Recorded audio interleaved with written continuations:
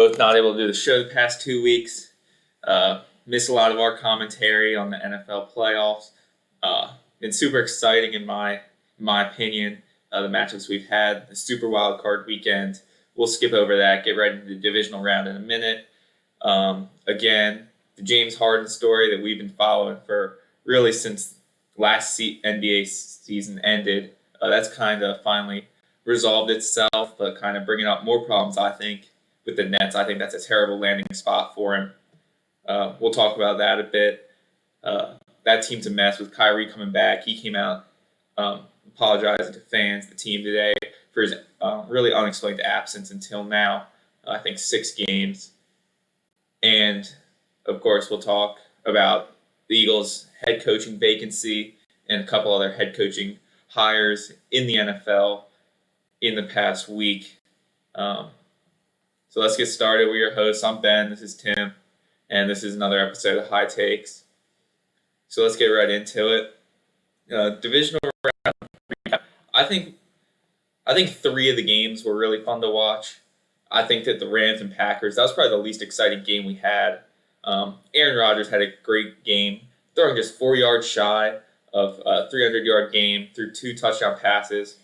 And Jared Goff and the rest of the Rams offense just really seemed very underwhelming. He's still recovering. Jared Goff, of course, still recovering from his thumb operation, whatever. Only throwing 174 yards and a single touchdown. Really, the defense couldn't keep up with the Packers' offense. Aaron Donald did not look like himself. He had extra protection over his ribs, being protected from his injury. Cooper Kupp was out for the Rams. And clearly on both sides of the ball. That's a game changer. Yeah, that was the game changer for me, I think. I put a bet in too early in the day. Cooper Kupp was still listed as questionable. Had I known Cooper Kupp was out, I wouldn't have taken that bet. Really? Yeah. Damn. I looked at it. It said questionable. I was like, he's definitely going to be in. I placed the bet, and he was out. So that's on me. But, again, the Packers, both sides of the ball, look great. Jamal Williams and Aaron Jones on the Packers combined for 154 rushing yards. Devontae Adams, who was really covered by Jalen Ramsey the whole game. Him and Allen Lazard combined for 160 yards in the air receiving. Dude, Lazard is such a good wide receiver, too. Exactly. Like, it's so stupid. Because it does help that Devontae Adams is there, always drawing the double coverage it or does. by the lead, but Allen Lazard is such a solid number 2. Yeah, More than solid, he's good. He capitalizes on it, too. Like, he doesn't makes mess up. He makes the best of all the snaps he gets. And what we learned from this game is really like the Packers just played mistake-free football for 60 straight minutes. And, I think we're seeing really Matt LaFleur, or really the absence of Mike McCarthy, has been huge for the Packers. This is their 2nd straight NFC Championship game, and this one's to be hosted at their home Lambeau Field. And they do have a good number. And the ones that are there are loud. They're real fans for sure. At the Bills, it was crazy. That was pretty loud. Yeah, I'd say I was underwhelmed completely by the Rams, especially following their impressive upset win over the NFC West champs and the Seahawks. Their defense just never got and they couldn't get anything going against the Packers. Big deal for the Packers, I think, moving forward.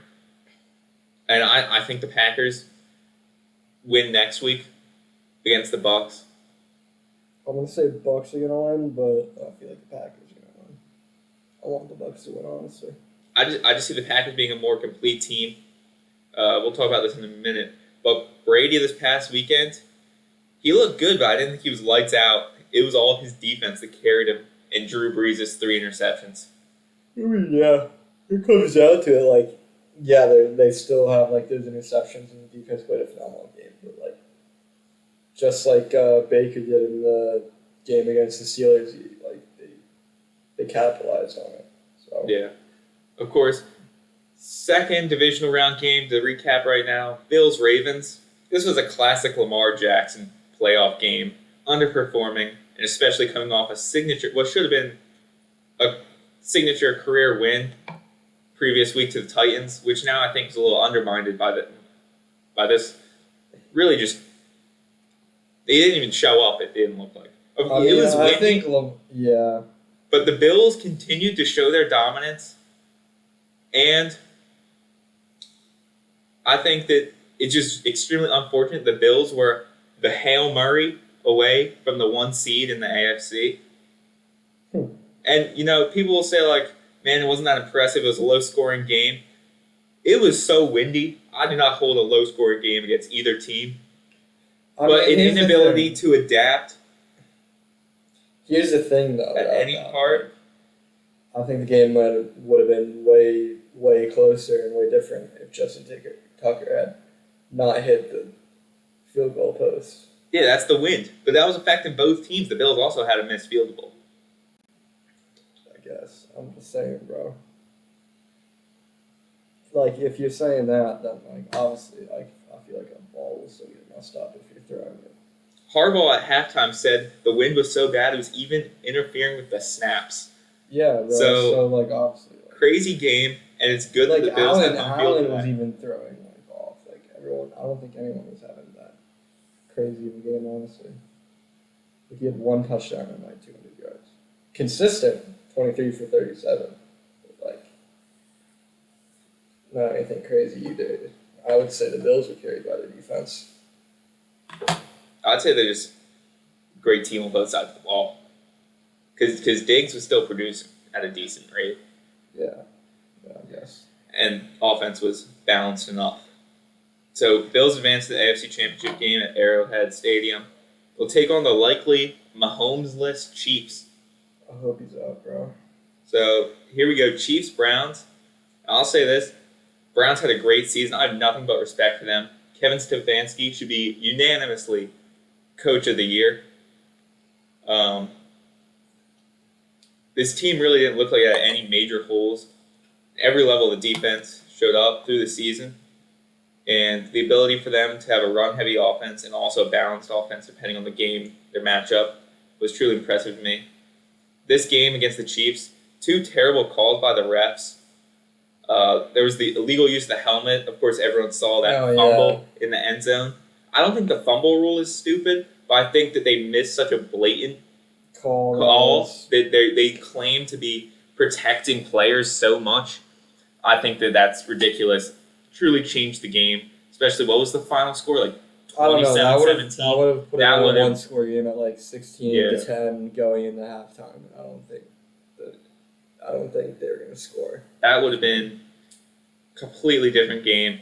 But again, nothing for respect to the Browns going 11-5 after being the laughingstock of the NFL for past several years and ending a drought. Even just to have the dominant win that they had over the Steelers, I see the Browns having another successful season next year. They're retaining all of. Do you think they win the division? All of it. I think they can. I think it'll be between them and the Ravens again. But the Ravens got to figure out shit to do. I think the Steelers, it's time for them to move off Roethlisberger. Yeah, and until it's they time. do, they're going to suck. Until they find another QB, I think they're going to suck.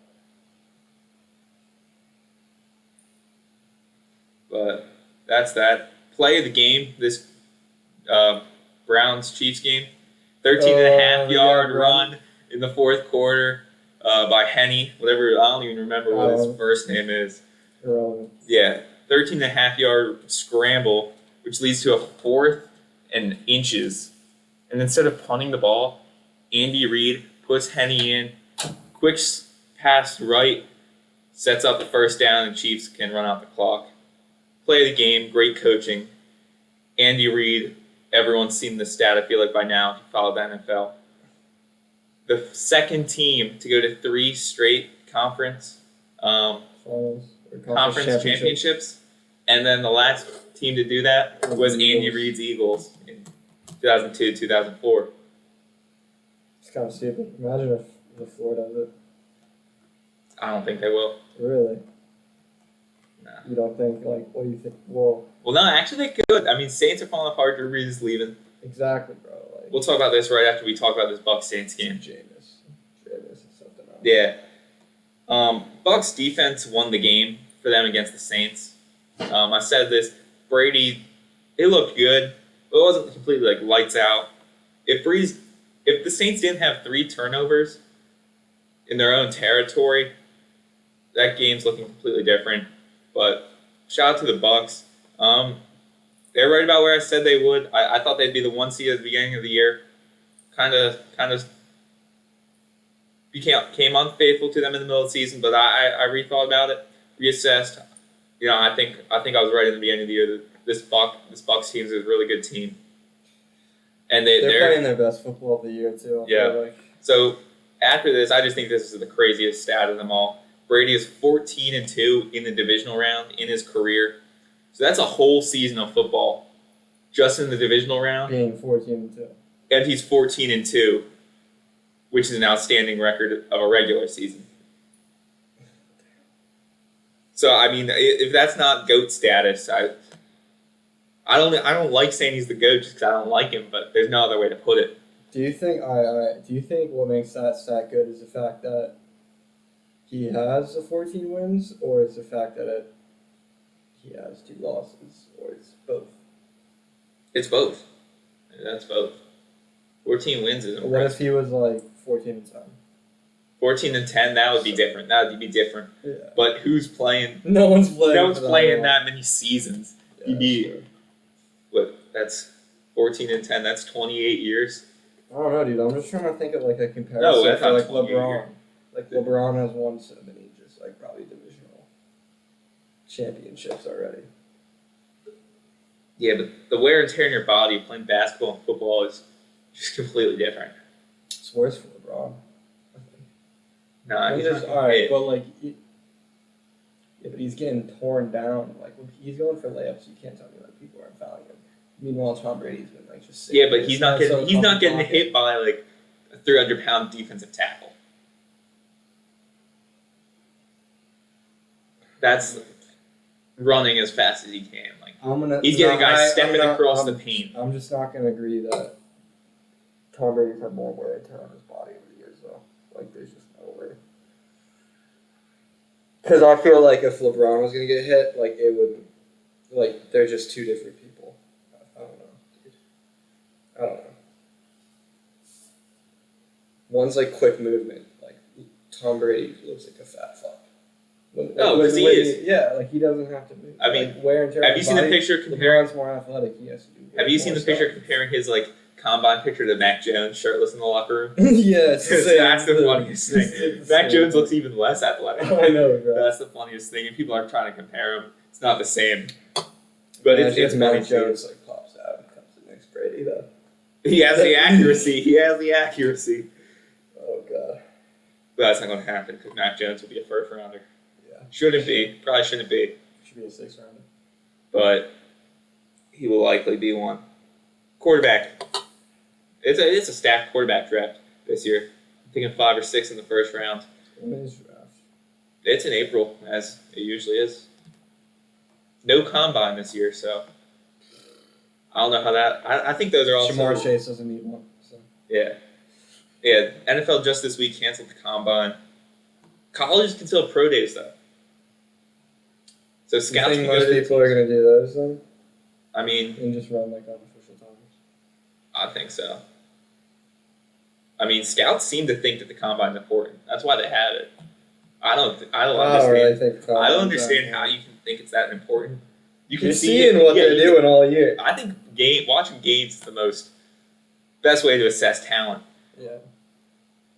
That's it. Quarterbacks class is stacked though.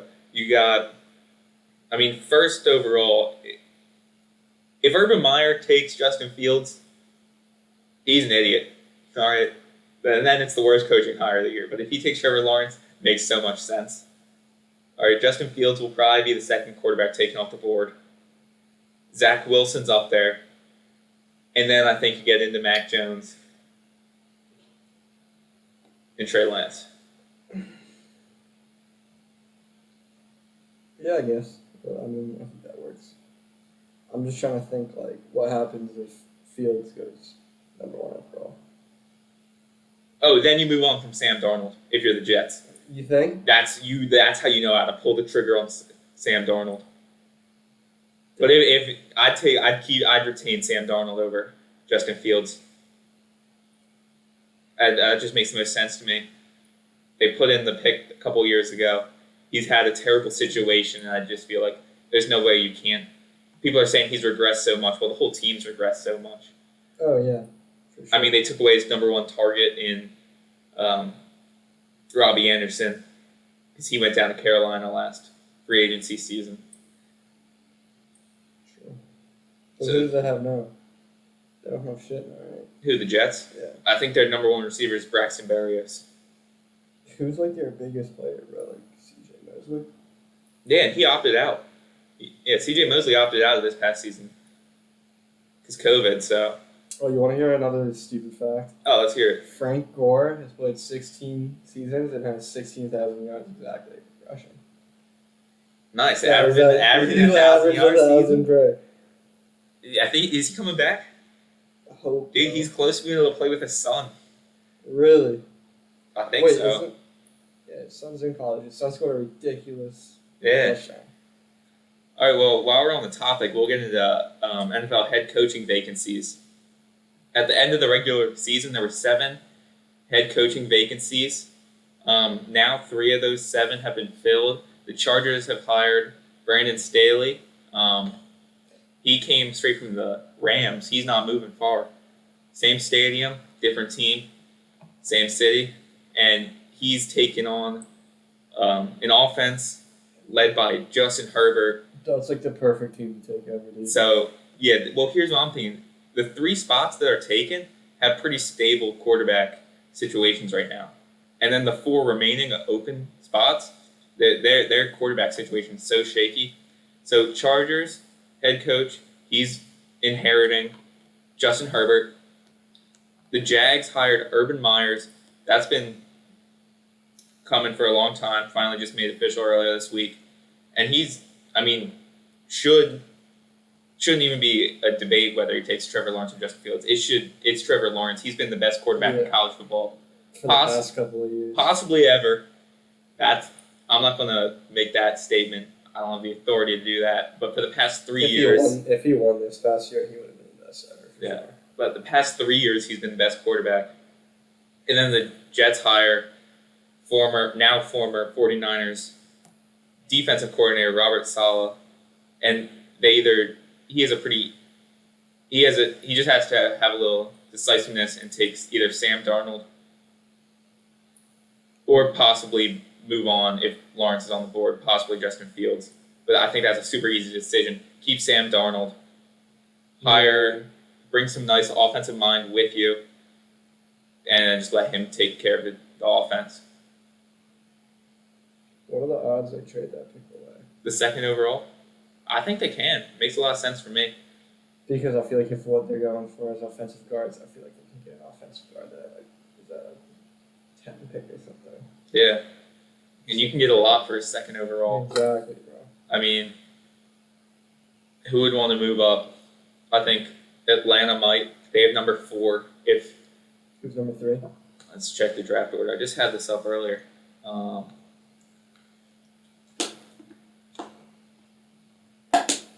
Yeah, so Dolphins have the number 3, which is Houston's pick, but it's going to the Dolphins. So I don't think the Dolphins take a quarterback again. Wait, it's Houston's pick, but it's going to the Dolphins? Yeah. So that's going to be Houston's pick because they're going to trade. Do you think Miami trades the 3 overall for Deshaun Watson? I think Miami trades the 3 overall and something else. 3 overall too. Well, I think Atlanta, they're taking Matt Ryan's replacement this year. I think Detroit and Carolina, depending on who's on the board, but they're probably taking replacements for Bridgewater. And Detroit's probably starting to look at moving on from Matt Ryan already, and they have a head coaching vacancy. Where should Matt Ryan go, though? Carolina? Matt Ryan? Denver. Honestly, no. I see Matt Ryan. I can see him landing in San Francisco. That makes sense to me. New York. Giants. New York, they like Danny Times. Do you think you'd That take a much? backup role? How much, though? Yeah. I guess. I mean, if Matt Ryan's going somewhere, I think he's going somewhere to start. Because Dallas, they're just going to put the second-year franchise tag on Dak. Yeah, that's like $36 or $37 million. Okay, let's keep going.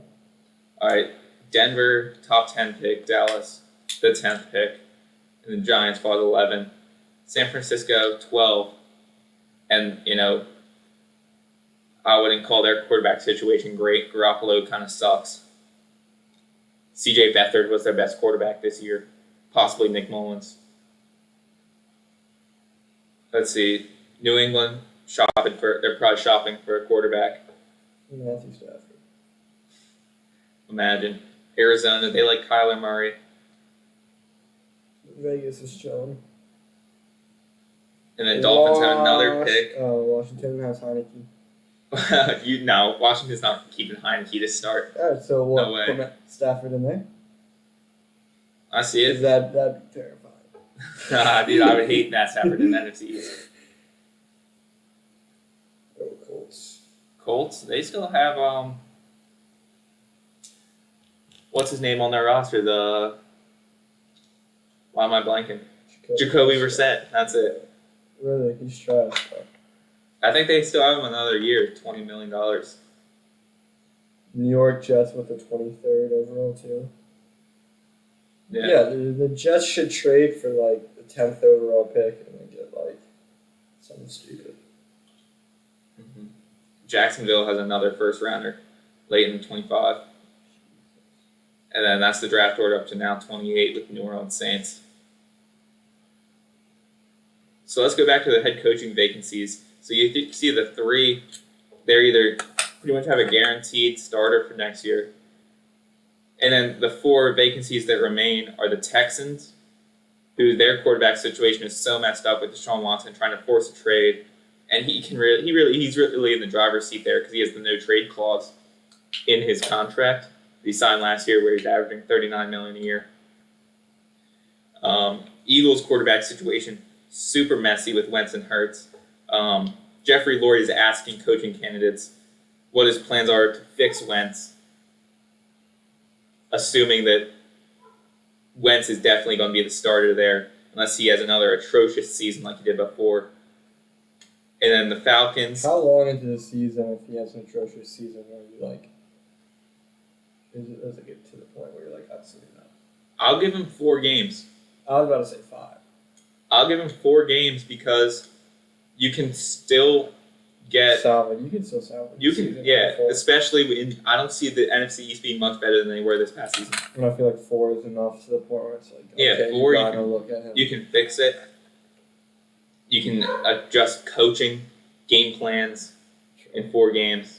I'm assuming there's going to be no preseason again, but I wouldn't play Wentz in the preseason anyway. Yeah. So that's that. Falcons have head coaching vacancy. Again, their quarterback situation, Matt Ryan, I think they probably bring him back. I don't think it's smart to start him another year. I think you bring someone in with the 4th pick. And then the Lions, they're looking probably to move off Matt Stafford with the 7th pick, which is one better than the Eagles. Eagles' head coaching job right now could go to a few people. I think the most interesting candidate is Joe Brady, Panthers' offensive coordinator. It was the offensive coordinator for LSU when they just won the championship last year. And he's 31. He's not going to be expecting any personnel decisions. So that's going to be all Howie. And as far as a relationship with Carson Wentz is 3 years younger than him. Oh, shit. So they can be bros. It's going to be more of like a fun working relationship than like working with a boss. It's going to be like a synergy between the two. It's going to be more of them working together than like a boss-employee relationship. I think that Wentz was starting to feel with Doug Peterson. Great candidate. Don't know why it's taken this long for this to happen. Deuce Staley had a formal interview for head coach. He's been with the Eagles for so long. He's been the running back coach forever. This past year, assistant head coach. Well respected within the organization by players, front office, and ownership. Malcolm Jenkins even took to Twitter current Saints What, the safety to say that Deuce Staley should be the head coach. He said he's happy down with the Saints, but Deuce Staley deserves the spot. Super interesting to me. And then what I'm not happy to see is it right now Josh McDaniels looks like he's leading the way to take this job. Current Patriots offensive coordinator. I just think that the Patriots scored 2 touchdowns. Yeah, I think that the Patriots completely misused Cam Newton this season. My expectations for him were kind of low. It's kind of That's what I was expecting. that was just atrocious to me. And then someone I don't even know why they're interviewing Kellen Moore, another young offensive coordinator for Dallas, 32, makes no sense to me. He's not. I don't want him. Makes absolutely no sense to me. I don't want him.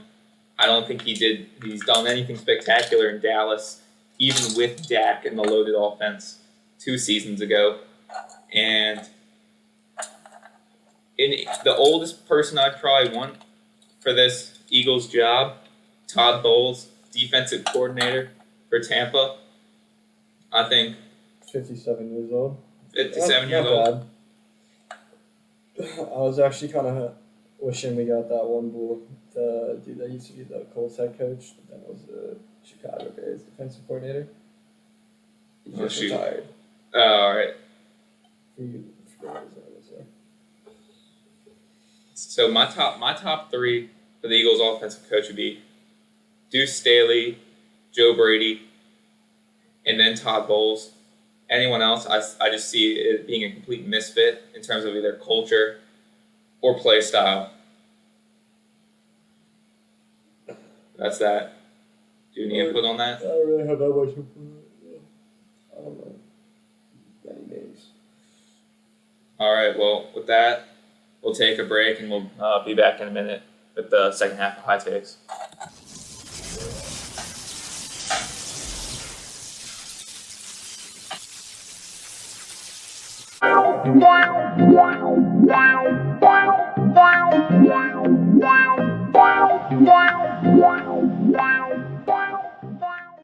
Welcome to MyBookie. You're ready to create an account and start making money, and we're here to help. And remember, you can get a bonus of up to $1,000 on your first deposit. Now you're ready to bet. Just go to mybookie.ag, visit the sportsbook, click on your bet, and input the amount you want to risk or win in the bet slip. Yes, it's that easy.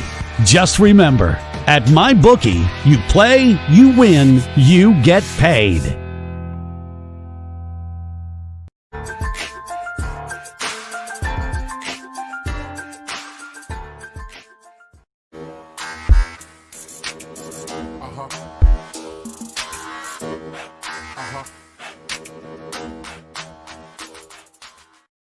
At Amazon, we're pretty good at getting things done.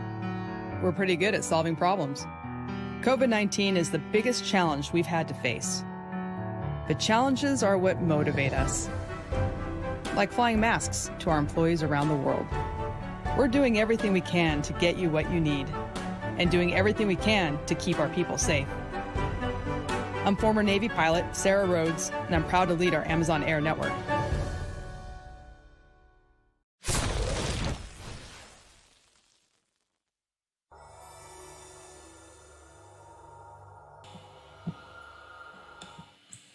All right, welcome back to High Takes. I'm Ben. This is Tim. We're your hosts, as always, every week, Tuesdays, 4:20-ish. Depends on the week. Depends what's going on.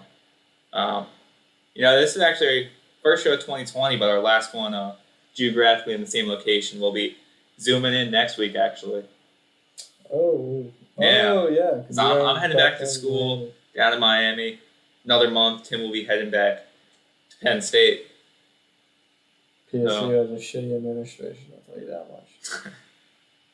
Well, you don't like this delayed start to college? No, it sucks, bro. Yeah, I'm going. They took away my spring break. That's why I'm still here. I was supposed to be going back like today or yesterday. I think that actually. My spring break, they gave us a longer winter break. It is what it is. That said, we see now Deshaun Watson trying to force a trade out of Houston. Second big name player this season. Different sport though, to be looking to get out of his situation. I think Deshaun Watson is completely different than James Harden. I think he's handling it I better. think he's more justified. I think that his head coach doesn't have one, and he was terrible when he was there. At least this season. Prior to that, they'd gone to the playoffs and done well. But their organization's a bigger mess than people are making it out to be, I think.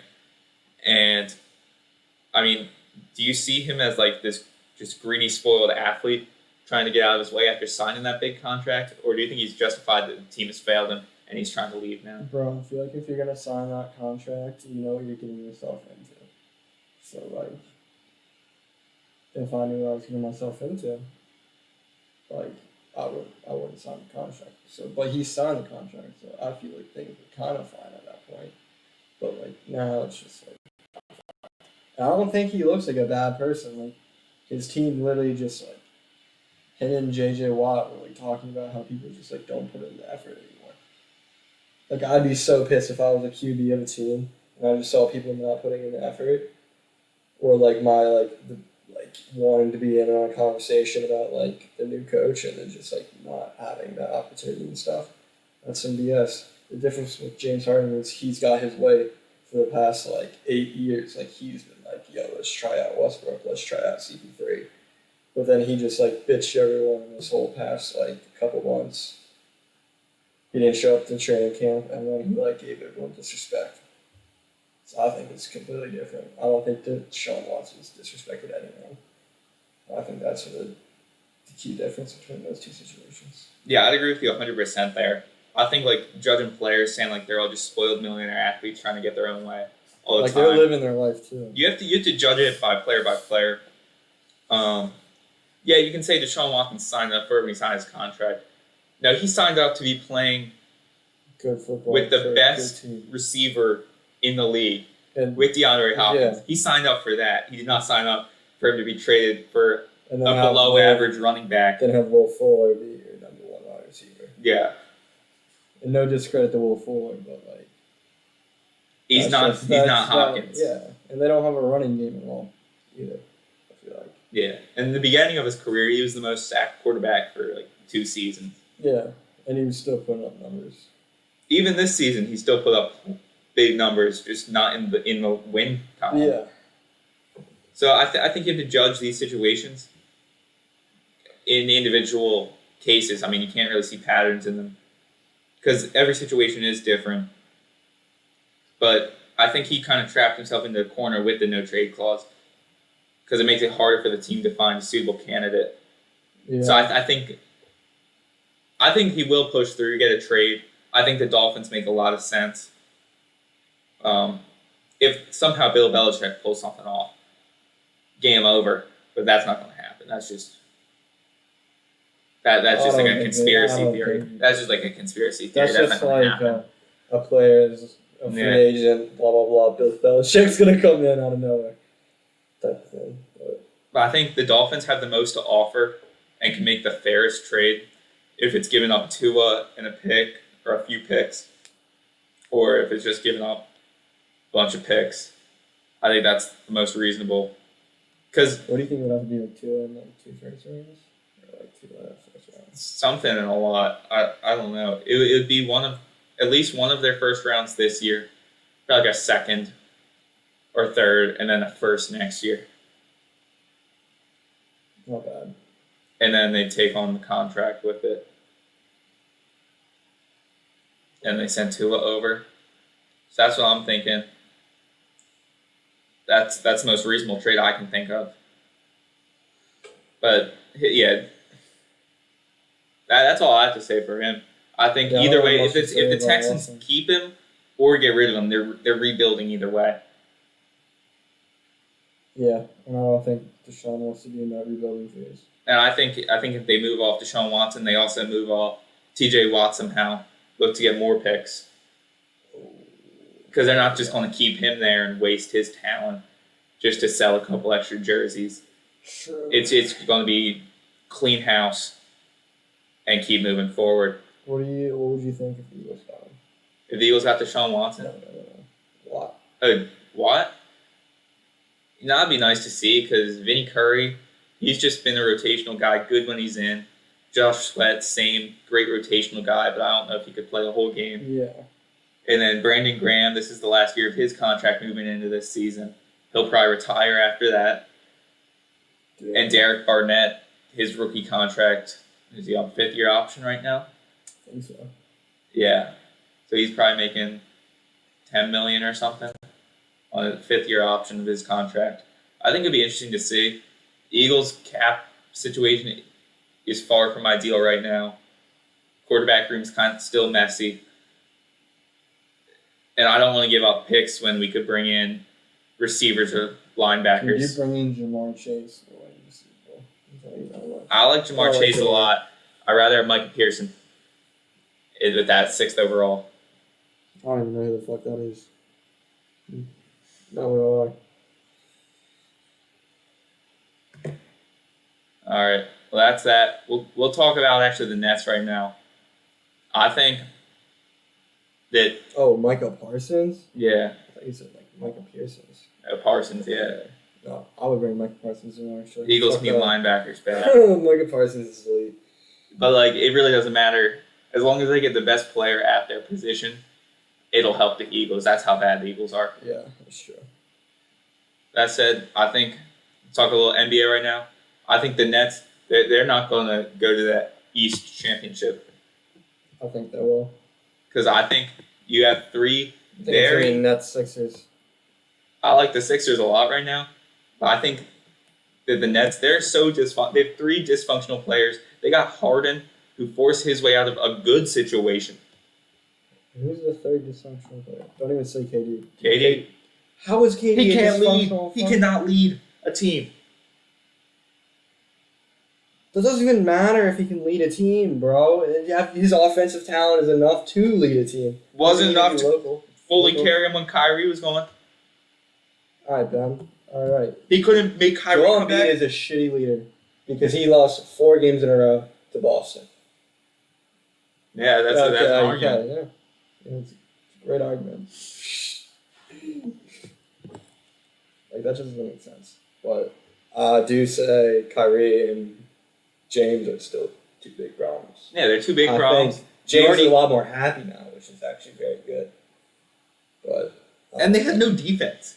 yeah, that They is have no because defense. they traded. That's the thing. They traded away Jared Allen, and Jared Allen was such a good rim protector. But now they have like an old ass DeAndre Jordan. Yeah, that's and, it. like, Jermichael Green or like Jeff Green or whatever. Some BS. And they really traded away their future, but saved Karis LeVert's life in the process of it. So I mean, crazy for me to think, but like, yeah, I just don't see the Nets going that far in the playoffs. It's still early in the season. There's still plenty of time till the trade deadline, but they don't really have crazy stuff to give away now. I mean, Imagine they trade away all their players and just get a shit ton of picks. well, that's not going to win them anything right now. But, I don't know. I think it could go one of 2 ways for them. Like, I think they can outscore a team with their offensive talent alone, but I think that points they're giving up are bad. And if they have an off night, it's kind of fucked. Yeah, that's that. I'm excited to see how it plays out. College basketball, I haven't watched enough of it, but it's crazy to see all the ACC powerhouses not being in the AP poll this past week. Really? Who's not in it? Duke, Really? first time in I forget how long it was they're not in it. That is wild. UNC's not there. UNC was trash last season too. Yeah. UNC has been having a rough couple of seasons for Yeah. the past like 3 years. Then Big East has been fun to watch. Villanova's still great as always. And then I don't know. I haven't been watching too much just because I don't know. I There's haven't. no Big Ten. There's like 5 teams and like 6 teams. Yeah, Ohio State's doing well. Yeah. Penn State's still like doing trash. Penn State's a basketball school though. True. let's get these picks for NFL. All right. So the line shifted on the NFC Championship game. It was 4 yesterday. Green Bay -3.5. I'm taking 10. Right now, I'll take Green Bay against the spread, 3.5.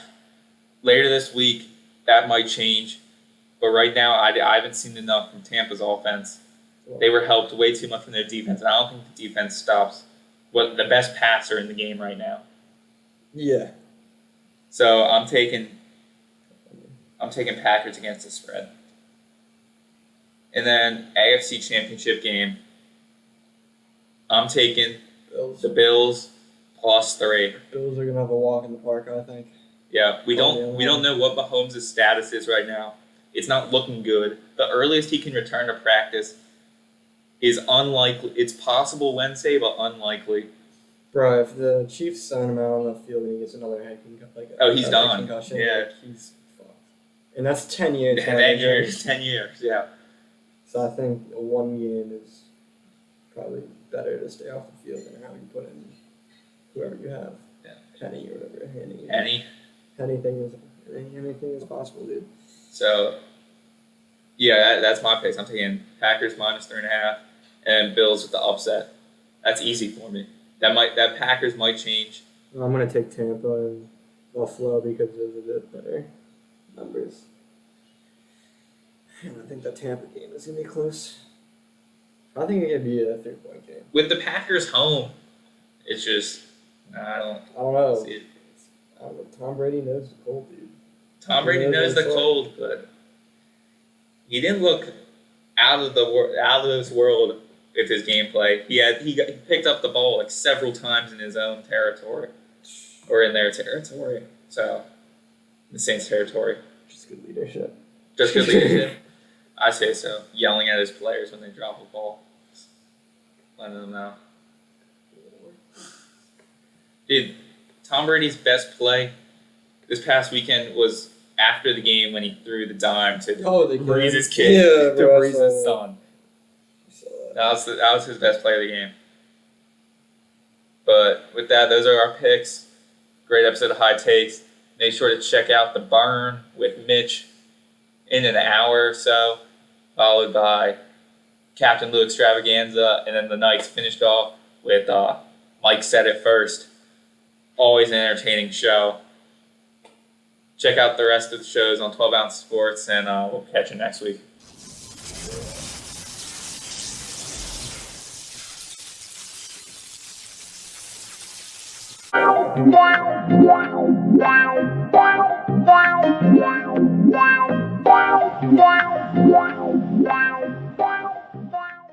Welcome to MyBookie. You're ready to create an account and start making money, and we're here to help. And remember, you can get a bonus of up to $1,000 on your first deposit. Now you're ready to bet. Just go to mybookie.ag, visit the sportsbook, click on your bet, and input the amount you want to risk or win in the bet slip. Yes, it's that easy. Just remember, at MyBookie, you play, you win, you get paid.